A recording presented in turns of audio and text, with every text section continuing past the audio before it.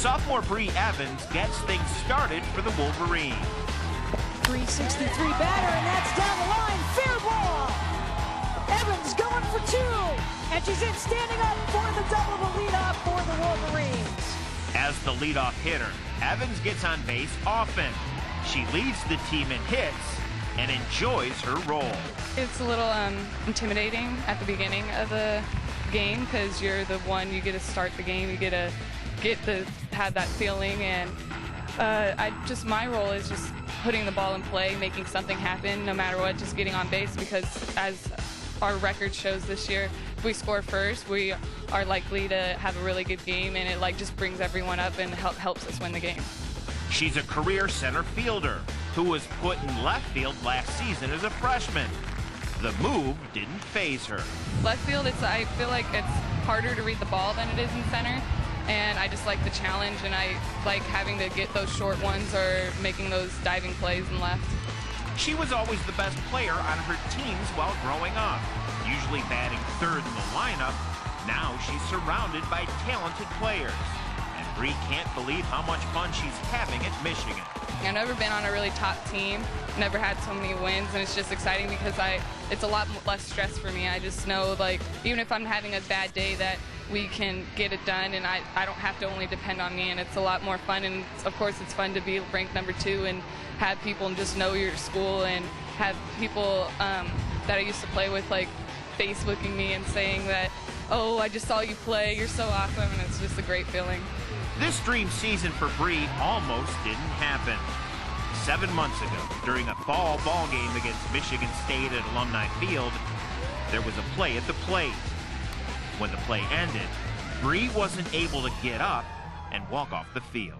I remember going into home. I don't really remember too much after that. I remember getting into the ambulance and then putting the oxygen on in my nose, and I remember waking up after that. I remember thinking, this cannot be happening. This cannot be happening. And it went on for more than a night. She was very sketchy for a long period of time, and of course we all were so concerned whether she could play softball again, but we all knew that the real concern was she ever going to be able to be normal again? I just remember being in the hospital and not having my family here, and it was really hard for me, but I knew when they came out that one time, it made it a lot easier, and I knew that they were always there for me. The game was called off. Bree's coaches and teammates rushed to the hospital.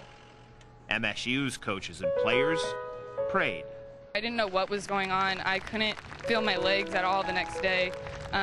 My hands, I started getting a little more movement, and the next day I was able to squeeze a little more, but it was just so scary because you were there. I was able to run the previous day. I was able to walk, everything, and you wake up and your legs just won't work for you, and you just don't know. I remember just crying in the bed because I just really did not know what to do. It was so scary. It's I don't understand why my legs aren't moving right now, and all I had was my teammates, and they were all just saying, you're going to make it back, and Hutch was there trying to say that I was going to make it back, so I just really wanted to believe it.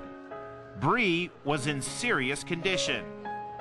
After weeks recovering, doctors still weren't sure if she'd ever play softball again. The internal family, the Michigan family, of course, Michigan softball, but all the people that surrounded her, the players' families and the fans. Lloyd Carr went to see her in the hospital, and he still keeps a picture of her on her desk, and he asks about her all the time. Her family was truly touched by the real family atmosphere here, and I think that was certainly one of the strong points that helped her mend. I really wasn't thinking about softball. I wasn't worried about playing. I just really wanted to be able to walk and to be able to do everything I was able to do before. So when I got out of the hospital and I came to one of our running conditioning things, and I saw him running, and I just remember saying, oh man, when I get back, it's going to be the brutal part of conditioning. And Hutch said ever since then she knew I was going to make it back. It's just watching him run and watching him play. I just knew I needed that feeling. I couldn't live without it.